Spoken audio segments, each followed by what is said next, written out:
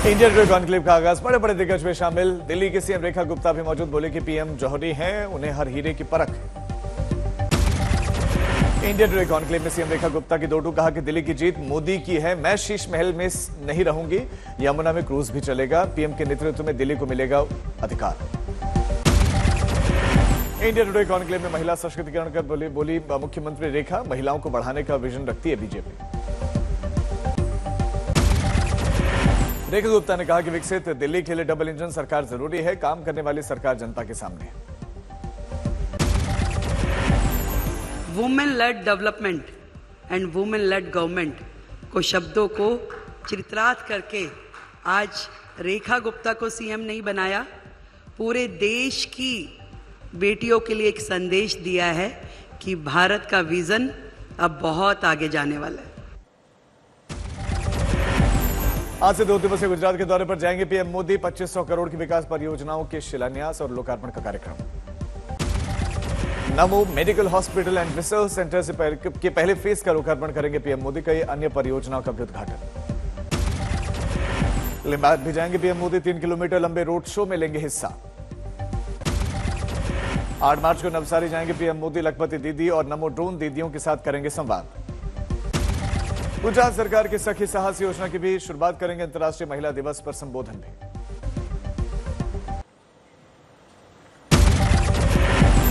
तमिलनाडु के अराकोणम में सीआईएसएफ के 56वें स्थापना दिवस समारोह पर कार्यक्रम का आयोजन। गृह मंत्री अमित शाह हुए शामिल।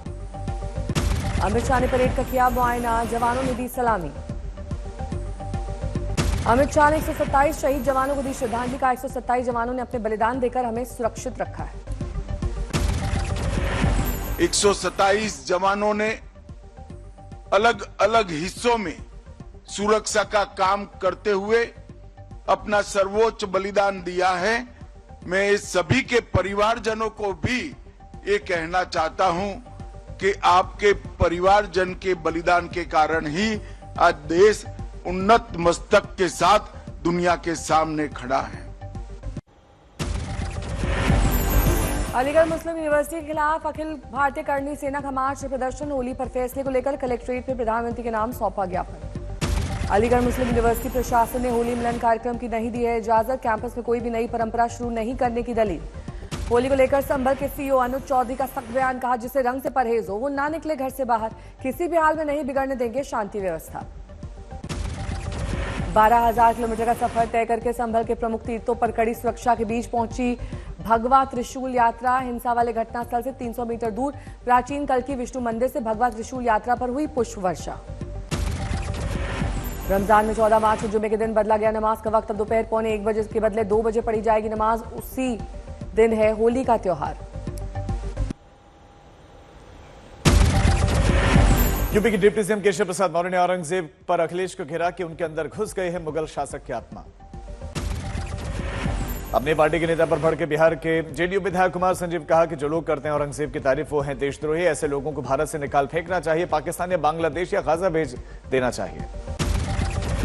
गृहमंत्री अमित शाह को हिंदू सेना ने लिखा पत्र। औरंगजेब को निरंकुश शासक घोषित करने की मांग। औरंगजेब को लेकर सियासत पर बोले एनसी प्रमुख फारूक अब्दुल्ला कि वो नहीं बदल सकते इतिहास, अभी मुगल यहीं मरदफन है। फारूक अब्दुल्ला ने फिर से उठाया पाकिस्तान से रिश्ते सुधारने का मुद्दा। कहा कि भारत और पाकिस्तान दोनों के लिए यह अच्छा होगा। एसपी विधायक अबू आजमी के औरंगजेब को लेकर दिए गए बयान के बाद से बोले यूपी के मंत्री ओपी राजभर, ये लोग सिर्फ बांटने की राजनीति करते, अपने समाज के लिए काम करें, उन्हें आगे लेकर आए।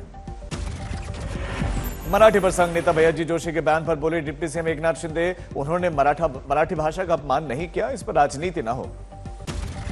भैयाजी जोशी के खिलाफ उद्धव ठाकरे ने खोला मोर्चा। कहा कि उनके खिलाफ केस दर्ज हो, देशद्रोह का मामला मुकदमा दर्ज होना चाहिए। मराठी अस्मिता को उन्होंने ठेस पहुंचाई। राजीव गांधी पर कांग्रेस नेता मणिशंकर अय्यर के बयान पर भड़के राजस्थान के पूर्व सीएम अशोक गहलोत। कहा कि यह उनकी हताशा की पराकाष्ठा।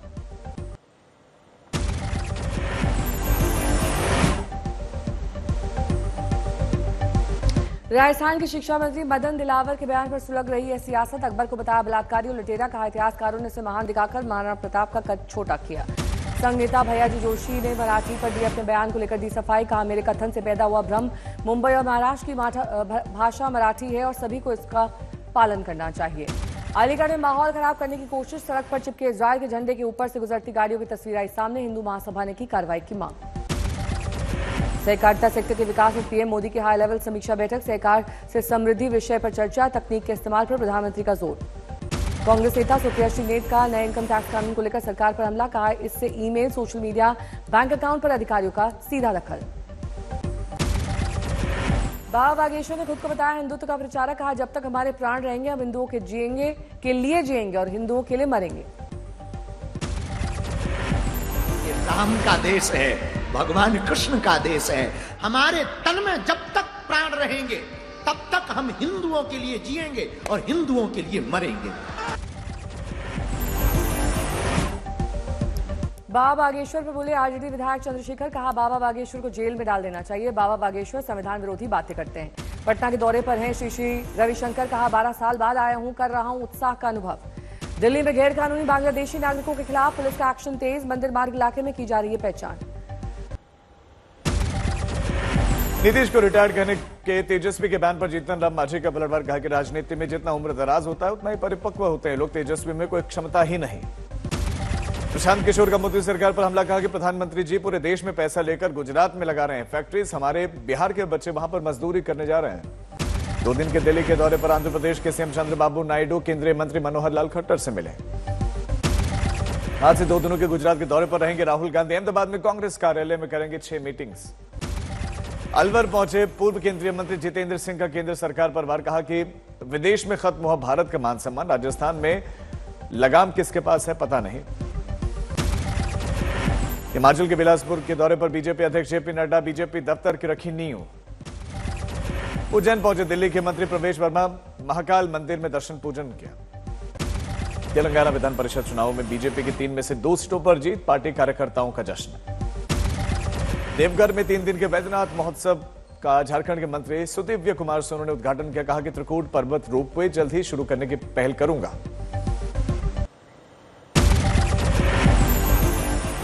बिहार के 2 दिवसीय दौरे पर हैं संघ प्रमुख मोहन भागवत। सुपौल के वीरपुर में सरस्वती विद्या मंदिर की नई इमारत का किया उद्घाटन, कहा दुर्भाग्य के दिन बदलने के लिए प्रयास जरूरी है। दिल्ली में गैर कानूनी बांग्लादेशी नागरिकों की पहचान के लिए पुलिस की जांच तेज, संगम विहार इलाके में एक्शन। केंद्रीय मंत्री मनसुख मांडविया ने दावा किया कि बीते 10 साल में देश भर में 17 करोड़ नौकरियों के मौके बने, अकेले 2024 में 4.5 करोड़ नई नौकरियां पैदा होने का दावा।